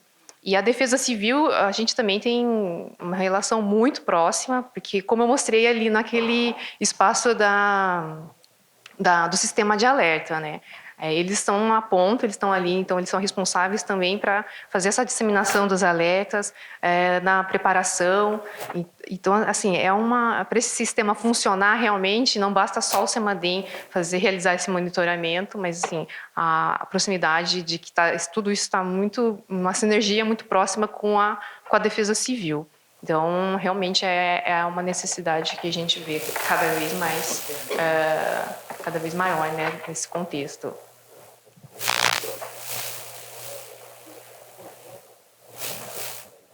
Uma pergunta da plateia? Então, eu vou passar então, a palavra para todos os membros, a gente fazer o encerramento da mesa. Acho que essa questão do drone, né, que foi colocada pelo Jorge, eu vejo um futuro, não só no drone, mas em sensores, né, muito grande, principalmente levando em consideração o 4D, né, o tempo. Né? Eu acho que é uma necessidade muito grande de você monitorar ao longo do tempo. Eu acho que esses sensores possibilitam que você acompanhe, por exemplo, a estabilidade de um talude, a situação de uma barragem, que muitas vezes, por incrível que pareça, né, a gente está no século XXI, mas muitos relatórios, como você bem colocou, são feitos com inspeção visual, simplesmente, mas do técnico, né? Uma inspeção visual localizada. E eu acho que esses sensores, essas aplicações, ajudam a gente a conseguir ver, não somente de cima, mas de frente, e de qualquer posição, inclusive num túnel, né? Dependendo da situação, a gente consegue ver isso, né? E fazer o acompanhamento mais próximo ao longo do tempo. Porque eu acho que o grande problema do monitoramento que nós temos no Brasil, de uma forma geral, é a falta de banco de dados integrados, né? Isso é um ponto que é incrível que o Brasil não conseguiu avançar nisso, né? A gente tem as informações, estão dentro de processos físicos e são perdidos, né? Na verdade, são milhões e milhões de reais por ano que nós gastamos, por exemplo, com análise química em empresas, eles estão dentro de papel, dentro de um processo, dentro de uma prateleira, e não sendo utilizado para a gente entender o que está acontecendo, né? Então, e além disso, é o acompanhamento mais próximo ao longo do tempo, né? Do área urbana, no desastre natural, numa barragem, numa estrada e etc. Então, eu gostaria de passar o encerramento para a gente pedir a palavra de vocês, qual que o que vocês entendem aí em termos de futuro nas diversas áreas que nós tratamos, né? No seu caso específico, drone, na questão de alertas meteorológicos, né? Da parte de desastres naturais, o Ogura na parte de cidades inteligentes, né? E também nessa parte de empreendimentos, que você tem atuado bastante agora, né? E o que a Mútua pode fazer, né? Para não somente com o IPT, mas talvez com a FAPESP, com outras entidades, a gente trazer realmente que o sistema com o FEACREA vire um sistema integrado com todos os profissionais, tá bom? Então, gostaria de ouvir a palavra de todos vocês em relação a isso. Em relação, né, ao uso de drones, a grande vantagem ao que a gente tinha de sensoramento remoto pré-existente, né, uma das principais vantagens é justamente a questão da resolução temporal, né? A gente vai obter o dado no momento em que a gente precisa. Hoje tem uma série de satélites, constelações de satélites que provêm imagens e dados diários, né, da superfície terrestre, mas dependendo do detalhamento que é necessário e também dependendo da região, que tem algumas regiões com um problema de cobertura de nuvens, né, muito grande, a gente não consegue o dado que a gente precisa, no detalhamento que a gente precisa e no momento que a gente precisa somente com levantamento orbital. Se a gente for recorrer às aeronaves tripuladas, a gente sabe que, que o preço, né, para o imageamento é muito caro. Então, o drone ele vem como uma ferramenta de baixo custo, né, como eu falei, a partir de R$ 7.500 você tem um equipamento que você consegue trabalhar com mapeamento, é óbvio, tem software, computador para processar o material, tudo, mas se a gente comparar com o que a gente tinha antes em relação às plataformas, é um baixo custo, é um valor muito acessível. Né? Tá aí a mútua que pode emprestar, né, fazer um empréstimo para comprar um equipamento desse. E aí você tem o dado no momento que você deseja, com um GSD, né, ou seja, com a resolução espacial também que você deseja, isso é uma revolução, de fato, para o monitoramento. E se a gente comparar com o levantamento terrestre, muitas vezes ainda, né, é feita dessa forma, os monitoramentos ambientais ou geotécnicos, com base na inspeção visual, descrição muito subjetiva, por vezes, dos fenômenos, né, da situação da área, e o drone ele permite você fazer medições, dar dados mais objetivos e fazer o acompanhamento, né, o 4D, verificar a evolução de um determinado fenômeno. Não é à toa que também é uma área em que a gente tem uma série, não somente de drones, né, cada mês aparece um modelo diferente de drone, mas também de sensores, como eu mostrei, né, alguns. Nós temos, inclusive, também sensores já de magnetometria, tem um colega nosso aqui do IAG que desenvolveu um sensor, somos parceiros deles, ou seja, é possível fazer magnetometria a partir de drones, sensores do tipo LiDAR, sensores hiperespectrais. Então, cada vez mais temos sensores mais sofisticados para obter informações. Então, a tendência é que cada vez mais a gente utilize mesmo essas ferramentas. Mas, como eu falei, você tem os limites, né, de acurácia e de área a ser cobertas. Não vai ser sempre que o drone vai ser a melhor ferramenta. Okay. Muitas vezes o pessoal quer empurrar o uso de drones porque se encanta, né, quer usar drone de qualquer forma. A gente sempre vai procurar indicar o melhor uso. Acho que é isso. Ok, muito bem. Passar para a Sílvia. A gente tem, pedir um minuto e meio para cada fechamento, tá? E só lembrando que os geólogos ainda descrevem afloramento na caderneta de campo, né? Apesar de a gente ter feito uma caderneta de campo que é fundamental para o registro, mas ainda a gente escreve os afloramentos com caderneta de campo e visual.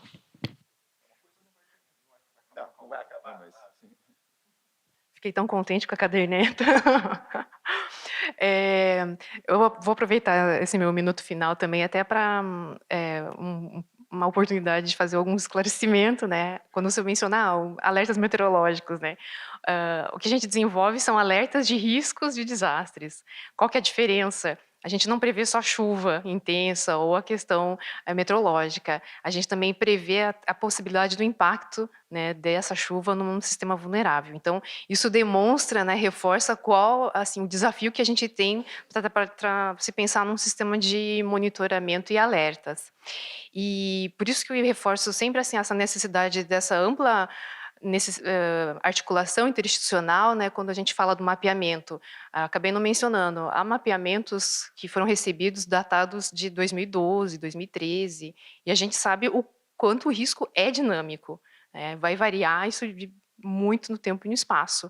Então, é a necessidade de articulação de universidades com a parte do conhecimento do risco, com os outros entes do sistema de monitoramento, com os meios de divulgação, com a defesa civil. Então, são todos esses elementos que são importantes para se trabalhar nessa perspectiva de um sistema de monitoramento eficiente e que possa realmente salvar vidas e reduzir danos e impactos econômicos. Cumprir até anos. Obrigado. Você, Ogura, é impressionante no tempo. Ogura foi 0. Você Bom, tanta coisa para falar, mas queria focar no aspecto que você comentou sobre o ponto de vista das desarticulações e extinção de área, né? Principalmente na nossa área de geologia mesmo, você viu geologia do Japão, você viu geologia dos Estados Unidos, você viu geologia britânica, todos estiveram. Em Plaza, o próprio IPT, hein? O IPT esteve para ser extinto.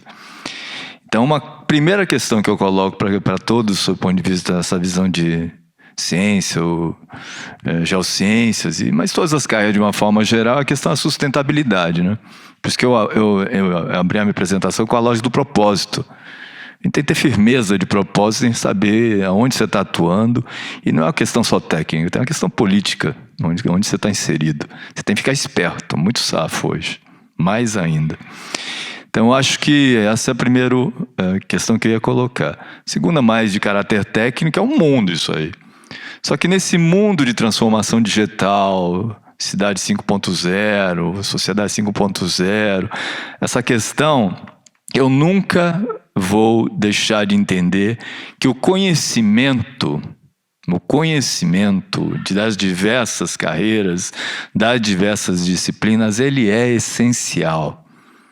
Um sensor não serve para nada, esse dado do sensor não serve para nada se o profissional não souber utilizá-lo. Uma imagem de drone, ela ganha muito valor, a gente usa muito essa ferramenta por conta do tempo e por conta da resolução, muitas vezes. Ele te dá coisas de nuance que para o cara que manja muito de um dado fenômeno, de um dado processo, de uma dada questão, aquele dado para eles, ele sabendo analisar, é o diferencial. Então, eu brigo muito por essa questão, e a gente faz mentoring nesse sentido para startups. Porque muitas vezes o cara não sabe como é que ele trata um valor de um dado de chuva. Uma brincadeira que eu fiz assim, de um colega que se diz cientista social, eu dei uma quantidade grande de dados de chuva para ele trabalhar. Ele olhava aqueles dados, não entendia o significado dele, sob o ponto de vista até de bom senso. Por que dá tanto zero? Então, algumas perguntas que ele fazia sob o ponto de vista de um dado que para nós parece tudo puro bom senso, não é. E o cara é cientista de dado, hein? Entende? E aí você coloca isso e faz o mentoring corretamente, entendeu? Ele chegou a fazer uma brincadeira que eu achei uma coisa absolutamente... Não tinha essa expectativa. Ele pegou dados de diferentes postos e somou tudo numa base só, numa tabela só. Quer dizer, não tem sentido algum, entende? Então tem que tomar muito cuidado com essa questão, e eu acho que é uma oportunidade de fazer essa conexão entre o conhecimento tradicional de todas as disciplinas, de toda a engenharia, que é o hard tech, que é base para tudo, na verdade. Só que isso hoje, numa atmosfera de negócio, está muito difícil. Esse negócio de bootcamp, esse negócio, o cara quer fazer em 5 etapas. Isso é uma visão dessa visão de design thinking. Quer dizer, não existe namoro mais na negociação. O cara passa por umas coisas frias para pessoas que não têm esse conhecimento sobre a importância do conhecimento muito bem enraizado, e aí eu não sei onde a gente vai chegar.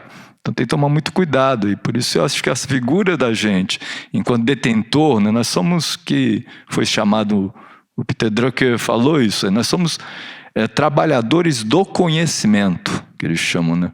É o knowledge workers, que eu acho bom vocês olharem bem.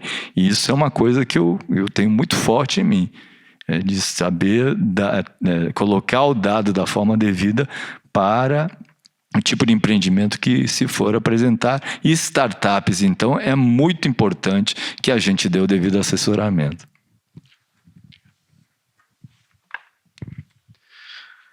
Queria agradecer mais uma vez, Fábio, e dizer o seguinte: a Mútua existe há 47 anos, né, e a Mútua faz parte do sistema.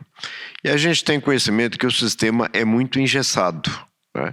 Então, para que vocês tenham uma ideia, nós somos em 3 diretores em São Paulo, temos direito a uma recondução, e nós estamos no segundo momento nosso de gestão, com 1 ano e meio, 4 anos e meio já de gestão. Para que vocês entendam o que eu estou querendo propor, né? Há 4 anos e meio nós tínhamos 2.500 associados, nós temos hoje 11 mil associados, um crescimento grande, mas nós somos em 400 mil profissionais no estado de São Paulo. Eu tenho vergonha de falar que nós temos 11 mil associados. O objetivo nosso vamos dizer assim, agredir o sistema, tá? Por que não pode? Tem que ter uma resposta, e pode. A nossa colega ali falou do IPT, o nosso amigo aqui estava comentando sobre por que não financiar drones, né? Traga o profissional que é mutualista, que nós vamos arrumar dinheiro para ele, né? Então, a ideia nossa é chegar nas universidades, chegar no estudante e nos institutos de pesquisa. Não pode. Pode sim. tá? Mas nós precisamos que vocês, como profissionais, se associem à mútua e cobrem o sistema. Tá? Porque o sistema é engessado. Nós temos dificuldade, às vezes, em levar as coisas para frente. O Fábio comentou sobre números aqui. Existe no sistema R$1 milhão. Eu estava dizendo 11 mil sócios em São Paulo. Nós temos 37 milhões de reais na mão dos associados da mútua. O que eu vou falar me dá vergonha. Nós temos 220 milhões de reais dormindo todas as noites na aplicação de poupança do Banco do Brasil. Esse dinheiro é nosso, é de vocês, é do sistema. Então tem que se associar, tem que questionar, tem que pedir. Esse é o objetivo da nossa presença aqui também. Nós estamos falando de tecnologia, nós temos que patrocinar startups, nós temos que ajudar o profissional nos momentos de dificuldade, nós temos que estar com a pesquisa, né? A mútua tem que ser tecnológica, a mútua tem que ser virtual. Obrigado.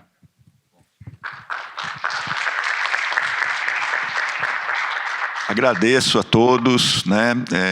Gosto muito de reencontrar, né, os amigos, as novas amigas, né? E os novos, né, amigos, e realmente a gente aprende muito nesses momentos. E eu acho que a gente está passando uma fase no país que tudo é dinheiro, né? E tudo é custo, na verdade, hoje é tudo análise de custo, e a gente está vendo realmente alguns institutos sumirem, né? Em Plaza, essa semana, no meio do nosso congresso, em Plaza, né, desapareceu. Não só em Plaza, como outros órgãos, né? E quase uma quantidade maior de órgãos foram. Aí eu quero deixar, não é uma pergunta, mas uma provocação, realmente é isso que a gente quer? A gente não quer mais ter o CEMADEM daqui a 5 anos? A gente não quer ter mais o IPT daqui a 2 anos, 3 anos, 5 anos? A gente não quer mais ter o sistema Confea-CREA mútua daqui a X anos? Então, acho que deixar esse recado para vocês, porque isso vai acontecer. Se a gente deixar a carruagem correr dessa forma, isso vai acontecer. E realmente espero que a gente não perca CEMADEM, IPT, universidades, sistema Confea-CREA, né? Porque a gente pode transformar e melhorar. Tem problemas? Tem problemas, claro, todo lugar tem problemas. Como as empresas privadas também têm sérios problemas. Mas a gente tem que não destruir, a gente tem que melhorar e construir, porque a sociedade é realmente feita por público e privado. Não existe sociedade somente privada. Então, mais uma vez agradeço. Desculpa, Ronaldo, invadir bastante na sua mesa. Eu vou dar 15 minutos de café para vocês, né? Na verdade, eu cortei o café de vocês, né?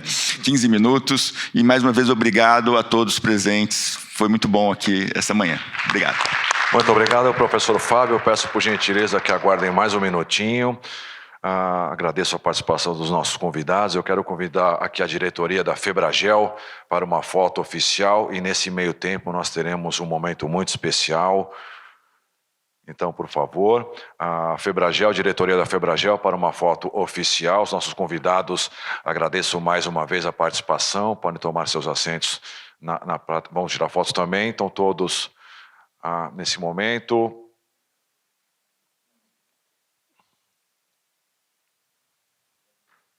Então, por favor, a diretoria toda da Febragel, só mais 2 minutinhos, um momento especial que nós teremos agora no palco. Eu peço que o professor Fábio, então, fazendo parte da Febragel, recepcione a sua diretoria.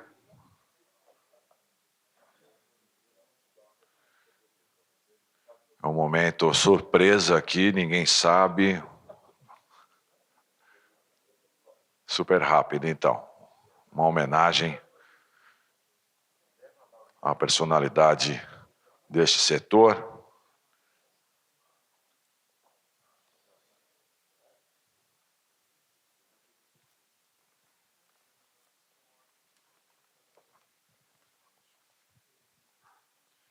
Então, nós temos aqui a diretoria chegando.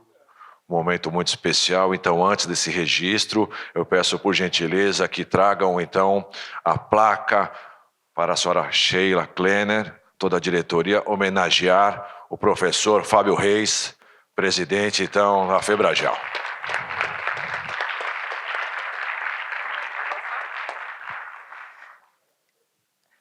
Essa aqui é uma singela homenagem de nós, da diretoria, para você, que está sendo um excelente, maravilhoso presidente. Você trabalhou com muita dedicação. Tudo isso aqui, gente, claro, nós ajudando nos debates dentro do grupo, do WhatsApp, né? Mas tudo aqui aconteceu porque ele falou, vamos fazer um congresso, vamos fazer o encontro dos profissionais das geociências. Tudo aqui acontece, está acontecendo pela dedicação do Fábio. Ele tem muita coisa para fazer, eu vi as alunas dele da pós, ele tem muita coisa para fazer e ele conseguiu fazer esse evento maravilhoso. Perdeu quem não esteve aqui, perdeu quem não veio participar disso aqui, que foi maravilhoso. Parabéns, Fábio. Parabéns, professor Fábio. Está sendo maravilhoso, nós temos ainda mais 2 mesas durante o dia. Parabéns. Então vamos para o registro, né? Agora com a placa em mãos.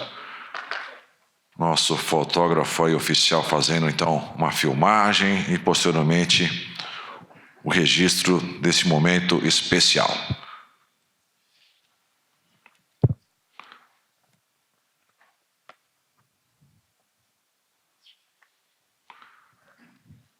Agora sim, então.